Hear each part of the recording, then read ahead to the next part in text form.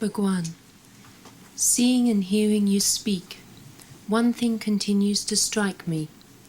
From your earliest childhood up until the latest split second, you have always had so much self-respect and so much self-delight. Are we all capable of so much?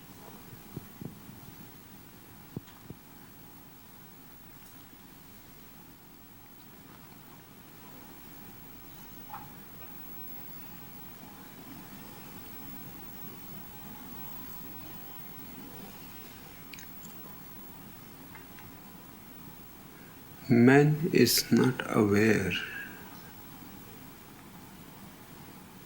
of what he is capable of unless he comes to realize it.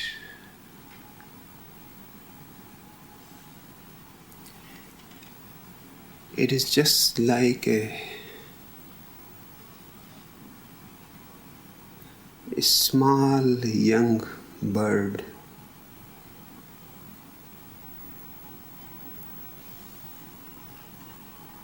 the bird sitting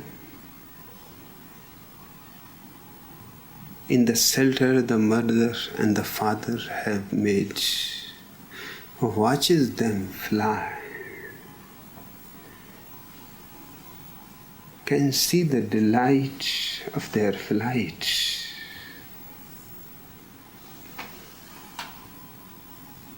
Would like himself also to fly in the same way, be on the wings in the infinite sky under the sun. Seeing them going higher, moving with the winds, a great urge arises in him also. But he is not aware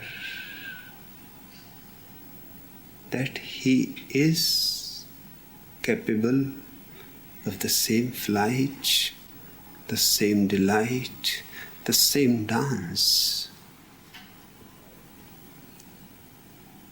He is not even aware that he has wings.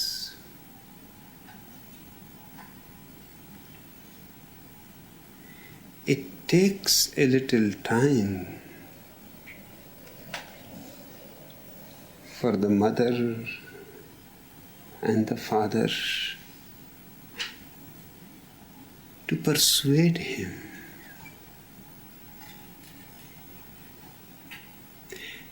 And they have a certain methodology to persuade him. The mother may sit just a little higher on another branch and give the call to the child.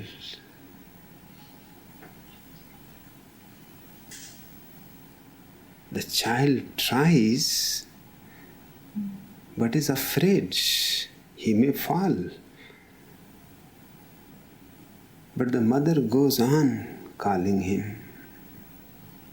That gives him confidence. Sometimes it is needed for the father to push him actually out of the shelter.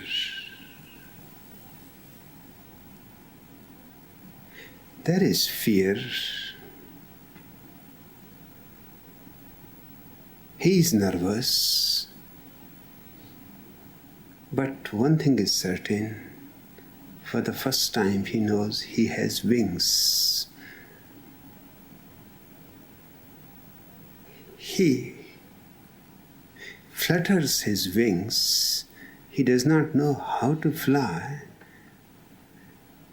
But the mother is not far away. He manages to reach. The miracle has happened. Now the mother's call will be coming from a second tree. And then the call will be coming from a far forest. But once he knows that he has wings, then distances don't matter.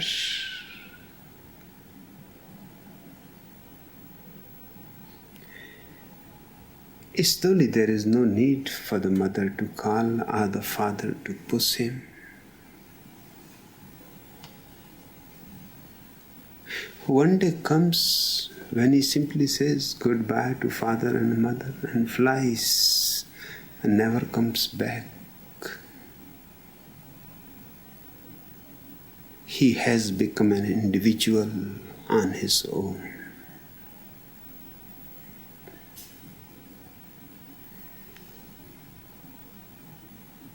Whatever you see in me, feel in me,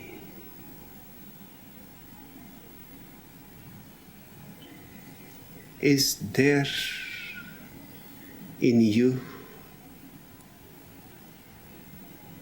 but only as a potential. Nobody has called you from a distance and given you the confidence that you have the wings. Nobody has pushed you.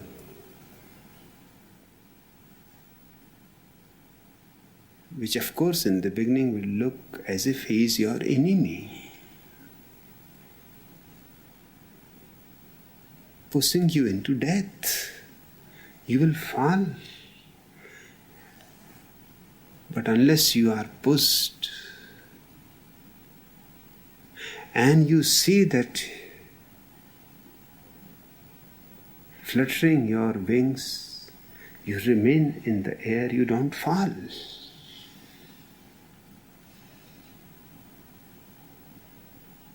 A great potential has become actual. The first vision of your own flying.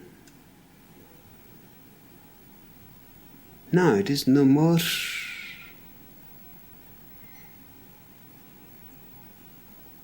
a dream. You can realize it. This is the problem that man is not so alert as the birds are, that the child has to be made aware of its potentiality. Man's misfortune is this, that the father is not interested in the child's potentiality. He is interested in his own investment. He would like child to be part of his business, of his religion, of his politics, of his ideology. The mother is not interested in the child's development because that's an unknown factor.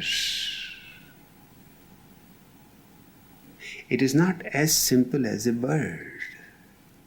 Man is a complex being, multidimensional.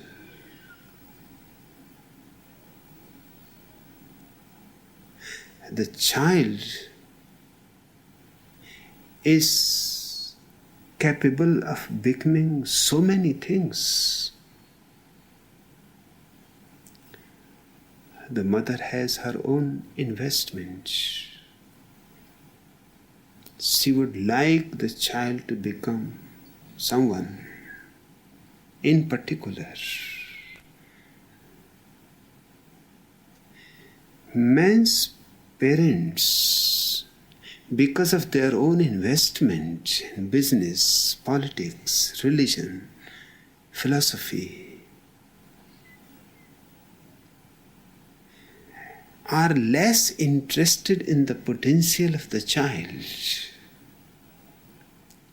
They are more interested how to mold the child that he fits in their world,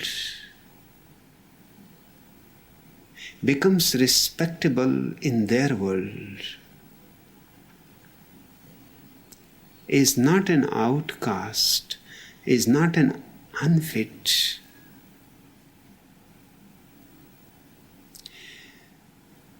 All this arises out of good intentions, but the result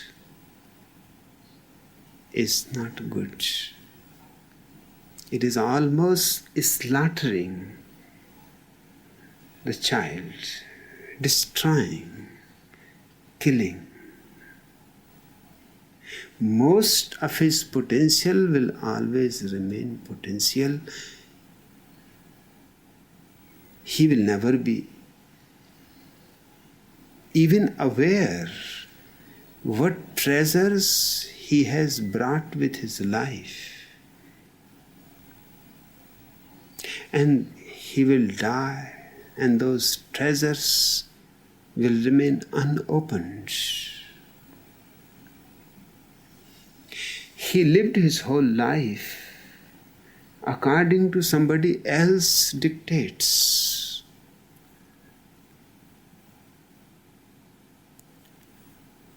He lived a borrowed life. He smiled because it was expected. He paid respect to people because that's what he was taught. He went to the church, to the synagogue, to the temple, because his parents were going there, everybody else was going there. This was the thing to do. This was the in thing.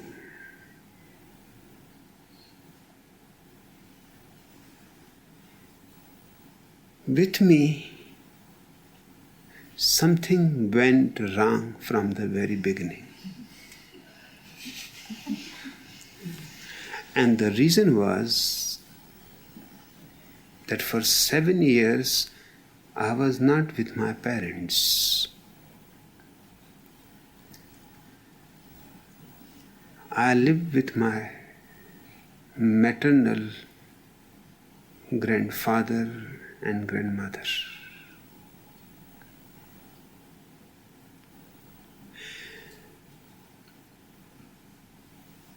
Those two old persons had no investment. They simply loved me. They knew it perfectly well. Sooner or later I will be gone. I was only a guest. You don't start investing on a guest.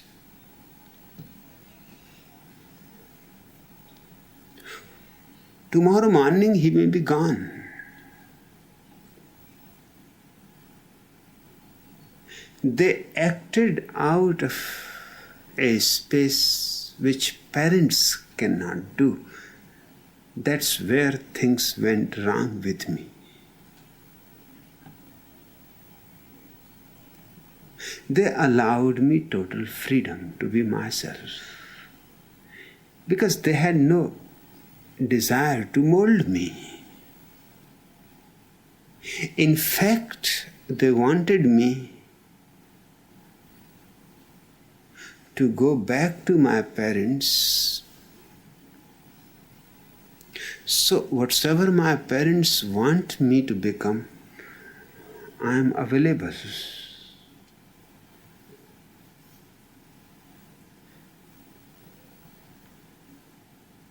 my maternal grandfather actually said to me many times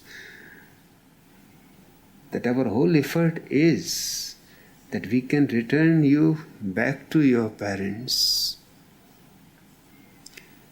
the same clean slate as they had given us. We don't want to write anything on you. Who knows, it may be against your parents' wishes. You belong to them. To us, you are a guest. All that we can do is give you freedom, our love, space to grow.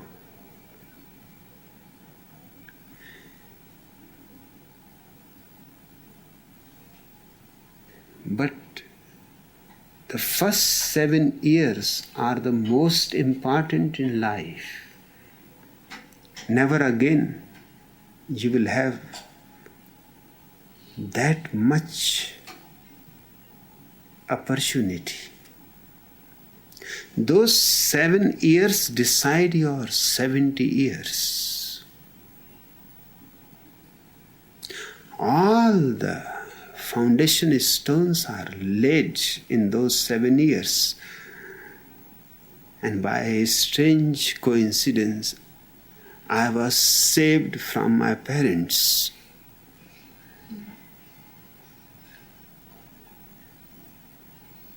And by the time I reached them, I was almost on my own. I was already flying. I knew I had wings. I knew that I don't need anybody's help to make me. I knew that the whole sky is mine.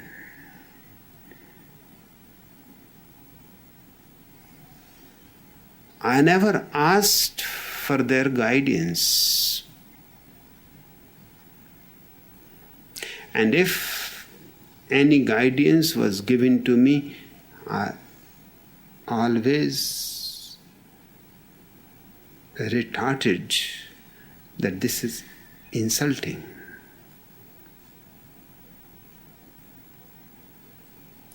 Do you think I cannot manage it myself?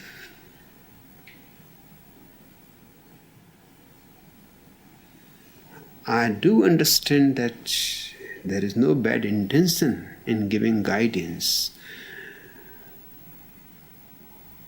For that I am thankful. But you do not understand one thing.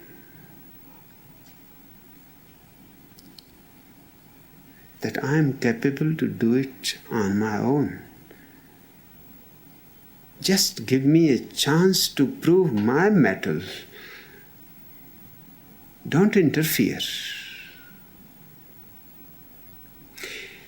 In those 7 years, I became really a strong individualist. Hardcore.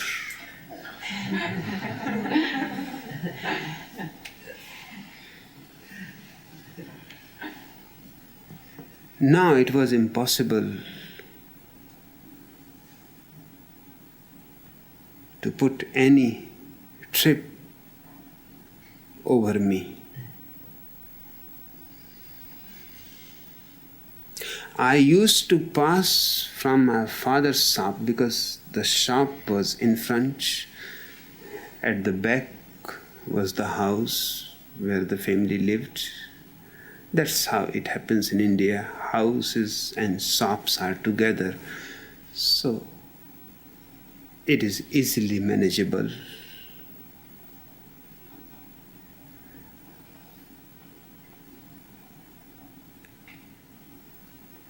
I used to pass from my father's shop with closed eyes.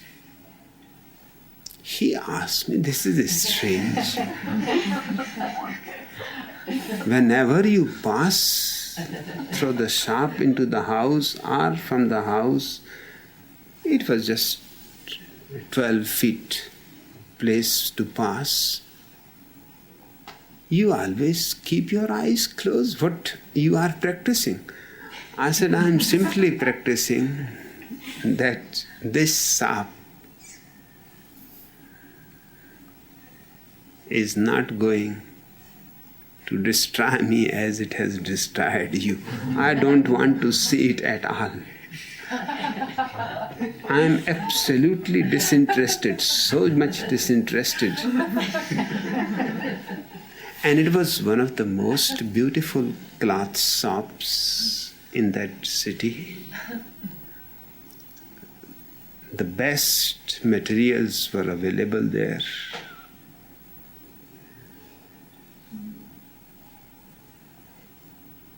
But I never looked to the sights. I will simply close my eyes and pass. He said, but opening your eyes, there is no harm. I said, one never knows. One can be distracted.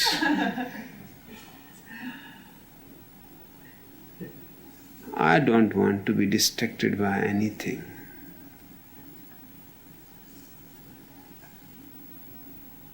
Naturally, he wanted, I was his eldest son. He wanted me to help him.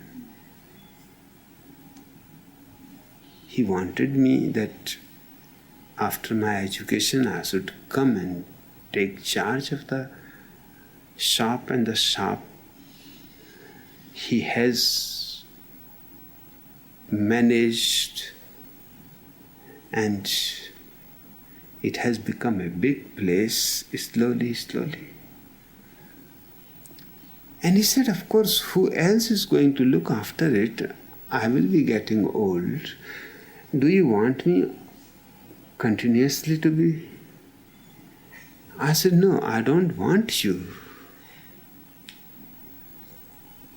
You can get retired. You have your younger brothers who are interested in the shop. In fact, too much interested, are even afraid that you may give the shop to me. I have told them, you don't be afraid of me. I am no one's competitor. You give this shop to your younger brothers. But in India, the tradition is the eldest son inherits everything. My father was the eldest son of his father. He inherited everything. All that he had now was for me to take care of it. Naturally, he was worried.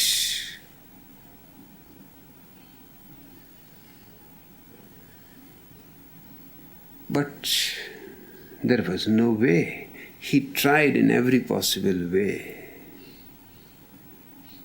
Somehow I get interested. He will talk to me that even if you become a doctor, you cannot earn as much in the whole month as I can earn in a day. If you become an engineer, what salary you are going to get?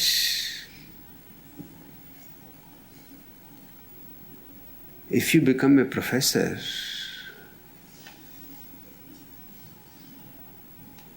I can hire your professors. There is no problem.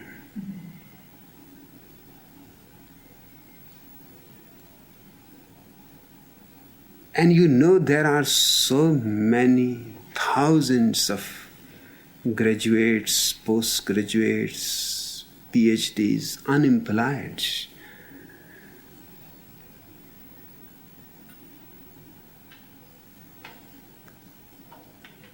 First he tried that I should not go to the university because he was very much afraid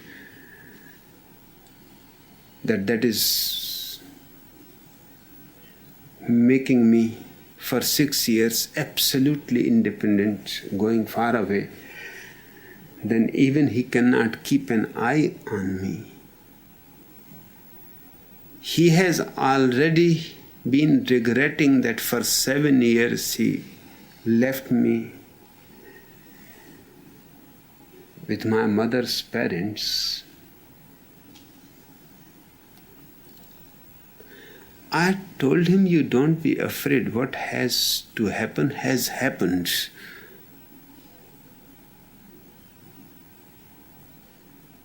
I am really graduated those 7 years. No university is needed to corrupt me. I am corrupted completely, out of your hands. And these persuasions, salaries, respect, money, I don't give any value to them. And I am not going to become a doctor or an engineer.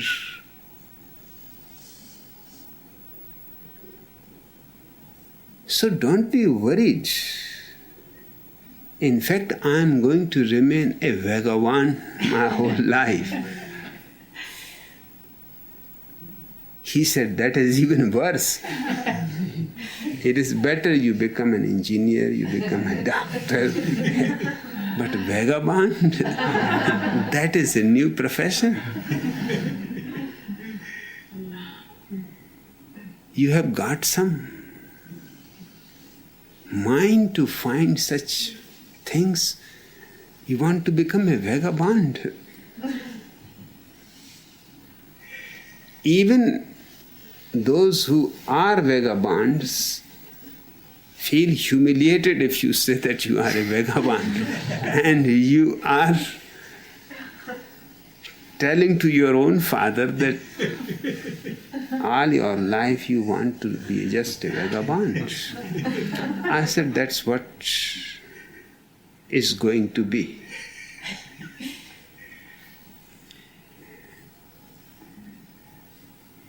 Then he started saying, then why you want to go to the university? I said, I want to be an educated vagabond. Not out of weakness.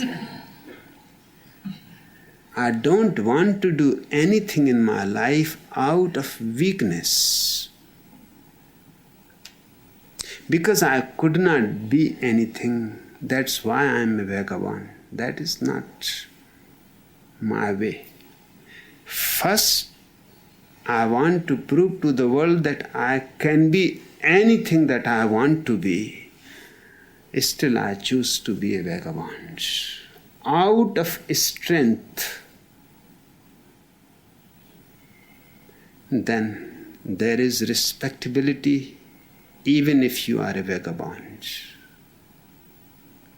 Because respectability has nothing to do with your vacation, with your profession. Respectability has something to do when you act out of a strength, clarity, intelligence. So be perfectly aware that I am not going to the university to be able to find some good job.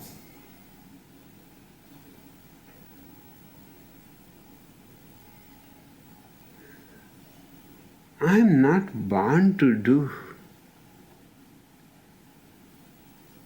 such stupid things.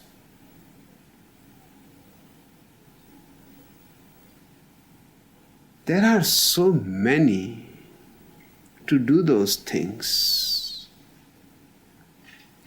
But a very cultured, sophisticated, educated vagabond is very much needed.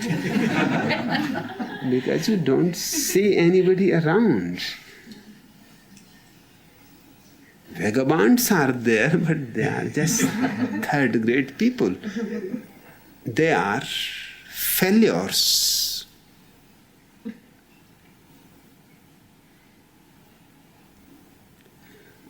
I want first to be absolutely successful, and then kick all that success and just be a vagabond. He said, I cannot understand your logic, but if you have decided to be a vagabond, I know that there is no way to change you.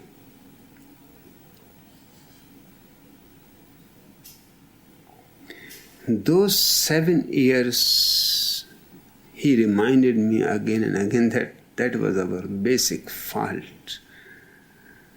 That was the time we could have managed to make you something of worth. But your Nana, your Nani, those two old fellows destroyed you completely. And after my Nana's death, my Nani never went back to the village. She was so heartbroken. I have seen thousands of couples very intimately because I have been staying with so many families wandering around India. But I could never find anybody who could be compared with those two old people.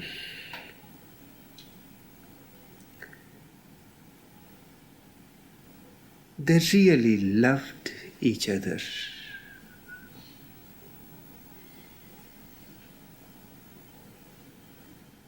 When my Nana died,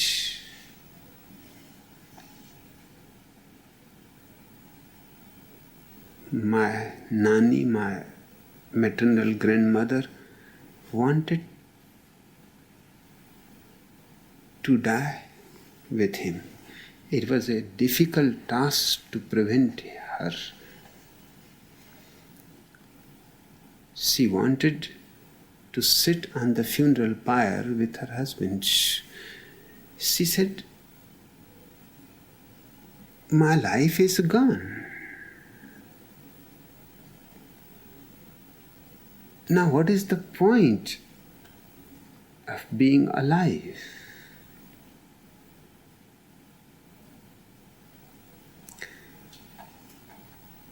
Everybody tried.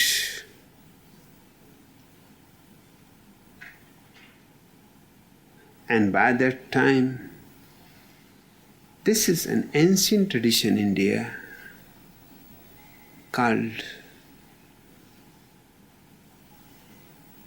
Sati. And the word Sati means the woman who dies, sits on the funeral pyre alive with her husband. The word Sati means truthfulness. Sat means truth, also being. Sati means who has a true being, whose being is of truthfulness. She has loved the person so deeply that she had become identified with his life.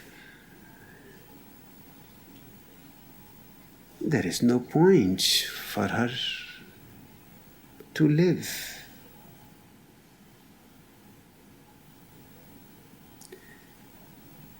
But after the British Raj, the sati tradition was declared illegal.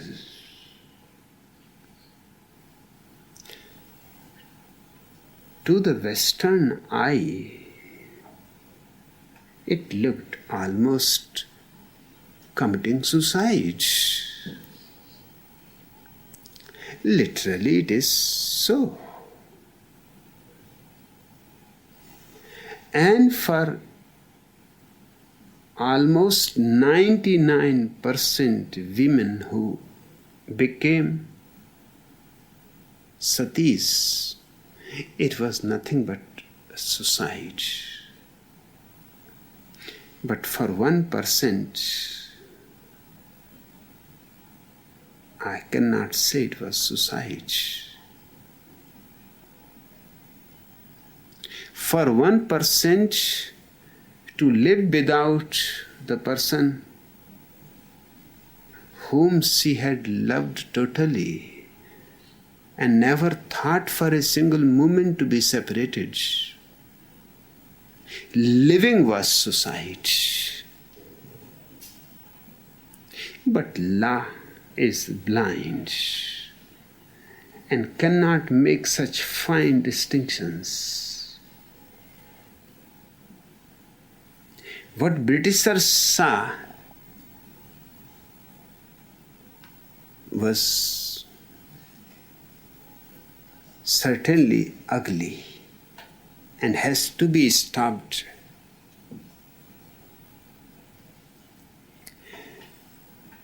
The 1% went on the funeral pyre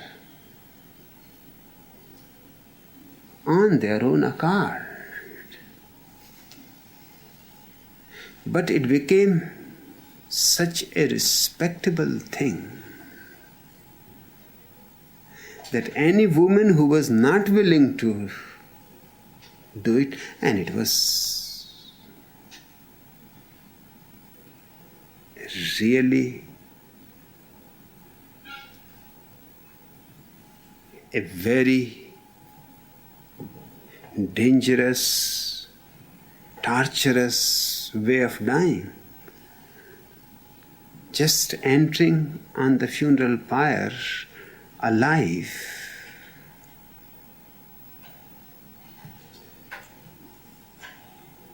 "99% were not willing to do it, but their families, their relatives, they felt awkward, because this means the woman never loved the man totally. And it will be a condemnation of the whole family. The honor of the family was at stake. So what these people did, they forced the woman, and a certain climate was created in which you will not be able to find that the woman is being forced. She was, of course, in a terrible stage.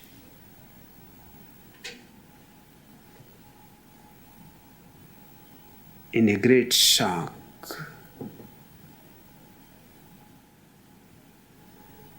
She was taken to the funeral pyre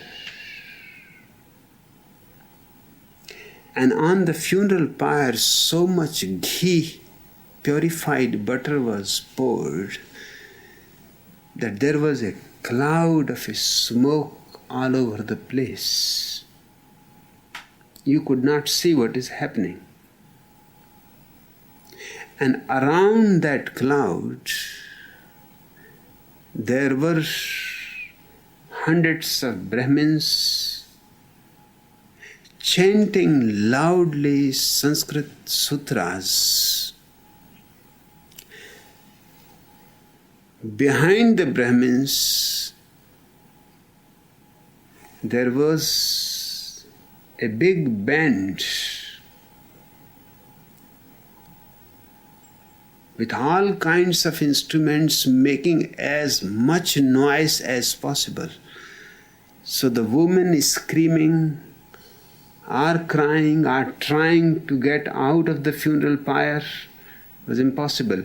Around the funeral pyre, the Brahmins were standing with burning torches to push the women back. When Britishers saw this was certainly not only suicide but murder too. In fact, it was murder. The woman was not willing. And the whole atmosphere was created that you cannot hear her screams, you cannot see that she is trying to escape. And everybody was out of these circles. When Britishers found out that this is something criminal and ugly, they made it illegal. And if any woman tries and is found and caught alive, she will be sentenced for her whole life.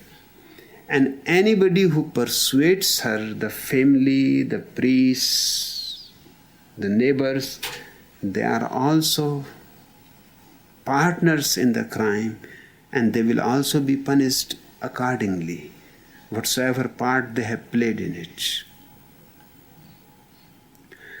So the institution slowly disappeared. It had to disappear. But once in a while, that 1% woman was always there. For whom it didn't matter, because her life was now a sentence unto death. Why not take the chance of finishing it with your loved one?